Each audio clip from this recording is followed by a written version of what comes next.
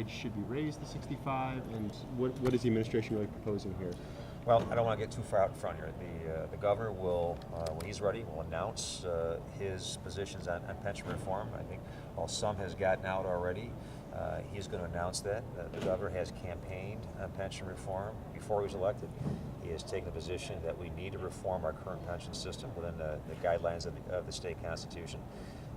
He is going to come out and say that. Clearly, I think everybody in the state realizes that something has to be done, but it has to be done in a sense of fairness. And I think the governor, when he announces that, people have a clearer sense where he stands in that. So I don't want to comment specifics. I want to defer to Governor Cuomo when he's ready to announce it, which I think will be very soon. Lieutenant Governor, CSEA spokesman Steve Medeiros told me earlier today that this actually will complicate negotiations that are ongoing right now of some of the larger public employee unions, given what's happened with Council 82, given the fact that you guys are still in these negotiations. Do you agree? Don't you think this will complicate that issue? I don't want to comment in terms of whether or not it will complicate specific negotiations, but I will comment on one thing. I think everyone across the state realizes these are incredibly difficult circumstances for everybody, for everyone in New York State.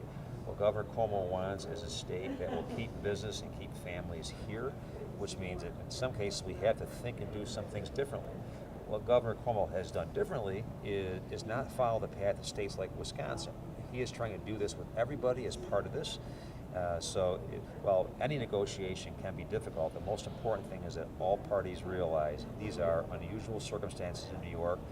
It requires strong leadership, which this governor is putting forth, and Governor Cuomo and his strong leadership doesn't mean the positions they're taking are popular with everybody, but they're positions that require change for all of us. And I would hope that all the labor leaders, as we've seen so many of them so far, will understand that and will find the best path forward. But they could not ask for a governor who understands working families more than Governor Cuomo. But should this be done at the negotiating table, or should it be done legislatively? Unions always say these things should be considered in the context of an overall contract.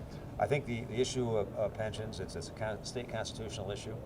I think that it could, if it goes into negotiations, would further even cause more complications in the future. But I'll defer that to the table. I think the governor's position when he announces it is going to be very clear in terms of what he's putting forth in the next year. Lieutenant Governor, some lawmakers